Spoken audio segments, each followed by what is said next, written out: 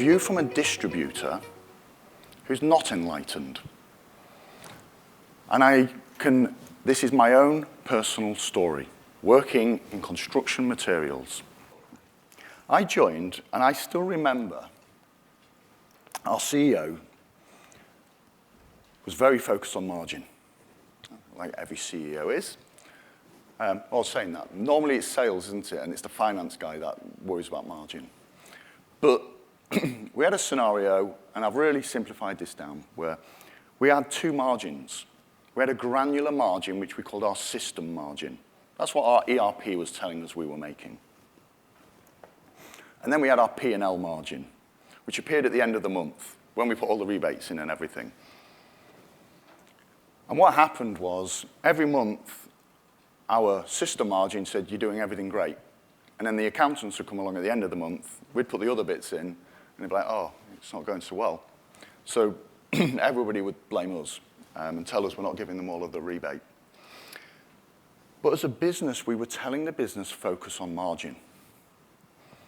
If I work in sales and you tell me to focus on margin, and I make 20% on bricks and blocks and 10% on insulation, I'm going to sell more bricks and blocks. I'm doing the right thing, because that's the information you've given me.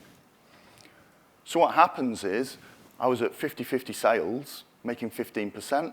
I've changed it to 60-40. I'm now making 16%. Brilliant. I've done exactly what the CEO asked me to do. In the bottom scenario, I could go the other way, and I'd drop my margin. Definitely don't want to do that.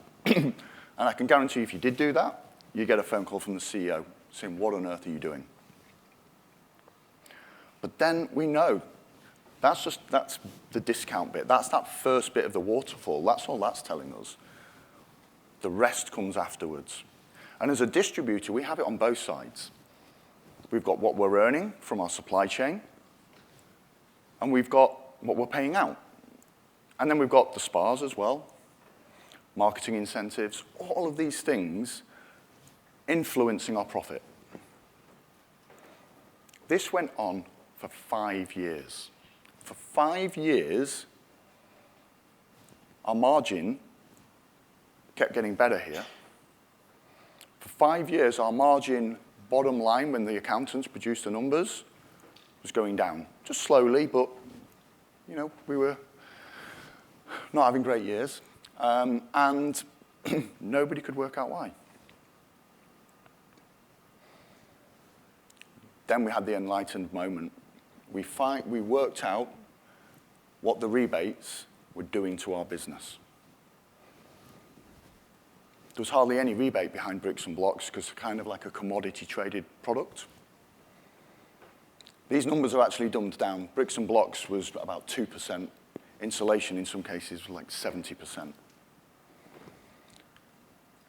The net margin we were making, we got it the wrong way round. We were driving the mix of our business in the wrong direction, and we didn't know. The sales teams were doing exactly what they were told to do with the information we had given them. What happened in 1 year when we realized this? It was very difficult to undo what we'd done. It was very difficult to put all of the rebates in the ERP. We couldn't do that. So we had to give them a simple message. We said, here's 20 different product ranges. Be credible when you sell these ones, and be competitive when you sell these, because we now knew our net margins. A really simple message to them.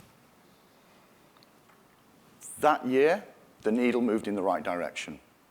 Our bottom line percentage profit, this is a business that at one point was trading at 7%, and we got it down to 3.5%. In 1 year, we got it back up to 5%, and the business was sold. The power of the data, knowing what's happening, knowing how the rebates are influencing your business, especially in a distributor, cannot be understated. It's so important to know because distributors especially, we have lots of different rebate rates. And so And we don't want to tell the sales team about them either, because we're worried they'll be traded away. And so it's a bit of a cat and mouse scenario. We want you to make more profit, but we're not going to tell you all of the information to do it. So you've got to think about what messages are you actually giving to your sales team for them to make smart, engaged, and profitable decisions. What we did in this scenario, so as an example, dry lining or drywall. There was 2 ranges. One we made hardly any money on, one we made great money on. Our supplier, it was exactly the same for them. And 24% of our buying was in the premium range. And so we went to them and said, hey, what would you give us if we could increase this? And they offered us a rebate.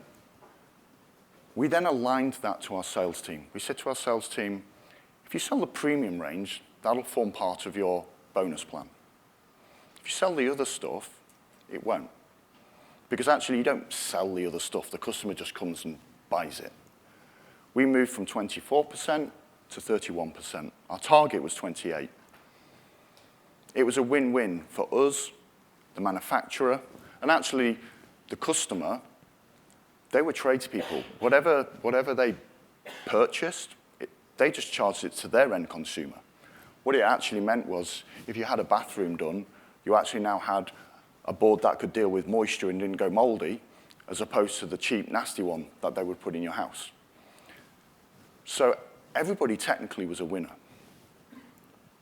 But you can see how easy it would be, if you didn't have all of that information, to be able to drive those smarter decisions.